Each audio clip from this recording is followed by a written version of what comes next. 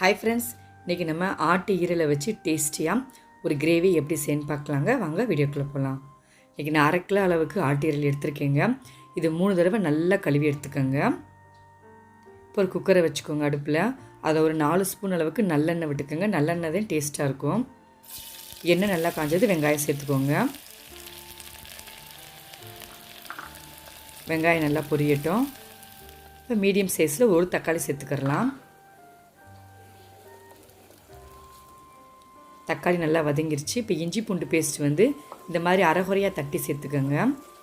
வலுவலுன்னு அரைக்க வேணாம், பச்சை வாடை போகிற அளவுக்கு நல்லா வதக்குங்க.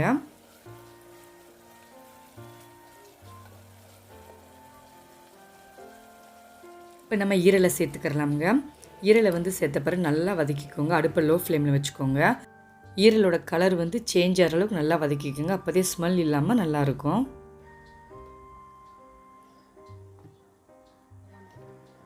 பாருங்கள் கலர் எந்த அளவுக்கு சேஞ்ச் ஆயிடுச்சுன்னு. இந்த ஸ்டேஜில் 1 ஸ்பூன் அளவுக்கு கரம் மசாலா சேர்த்துக்கோங்க.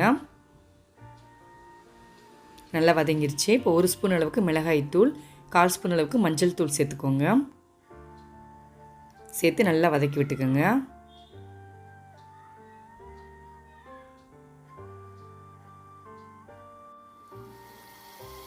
இப்போ கிரேவிக்கு தேவையான உப்பு சேர்த்துக்கோங்க. நல்லா கலந்து விட்டுக்கோங்க. இப்போ நல்லா எண்ணெய் பிரிஞ்சு வந்துருச்சு. இந்த ஸ்டேஜில் நம்ம 1 கிளாஸ் அளவுக்கு தண்ணி சேர்த்துக்கலாம். தண்ணி அதிகமாக சேர்க்க வேணாமுங்க. நல்லா கலந்துக்கோங்க. தண்ணி அதிகமாக சேர்த்திங்கன்னா கிரேவி தண்ணி ஆயிரும். இப்போ குக்கரை மூடி போட்டு மூடிக்கிறலாம். ஒரு 3 விசில் வரட்டுங்க.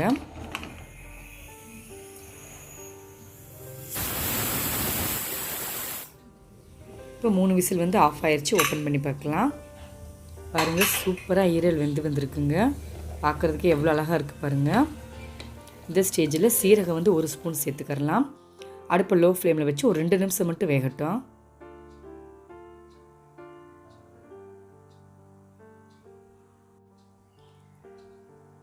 இந்த ஸ்டேஜில் மிளகுத்தூள் 2 ஸ்பூன் சேர்த்துக்கோங்க.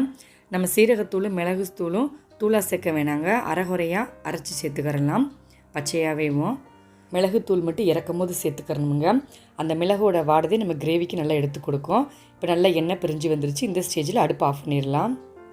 பார்த்தீங்கன்னா இப்போ நமக்கு டேஸ்டியான ஈரல் கிரேவி ரெடி ஆயிடுச்சுங்க. சில வீட்டிலலாம் பார்த்தீங்கன்னா குழந்தைகளுக்கு ஈரல்னாலே பிடிக்காமல் இருக்கலாம், பெரியவங்களுக்கு கூட ஒரு சிலருக்கு பிடிக்காமல் இருக்கலாம். ஆனால் இந்த மாதிரி நீங்கள் ஈரல் கிரேவி செஞ்சு கொடுத்து பார்த்தீங்கன்னா அப்படியே மட்டன் சுக்கா என்ன டேஸ்ட்டில் இருக்குமோ அதே டேஸ்ட்டில் இருக்குங்க. சாப்பிட்றதுக்கு அவ்வளோ டேஸ்ட்டாக இருக்கும். குக்கரில் விசில் வரும்போதே வாடை வீடு ஃபுல்லாக ஜம்முன்னு இருக்குங்க. இந்த கிரேவி நீங்கள் கட்டாயம் ட்ரை பண்ணி பாருங்கள். ஓகே ஃப்ரெண்ட்ஸ், இந்த வீடியோ உங்களுக்கு பிடிச்சிருந்தா நம்ம சேனலை லைக் பண்ணி சப்ஸ்கிரைப் பண்ணி விடுங்க. தேங்க்ஸ் ஃபார் வாட்சிங்.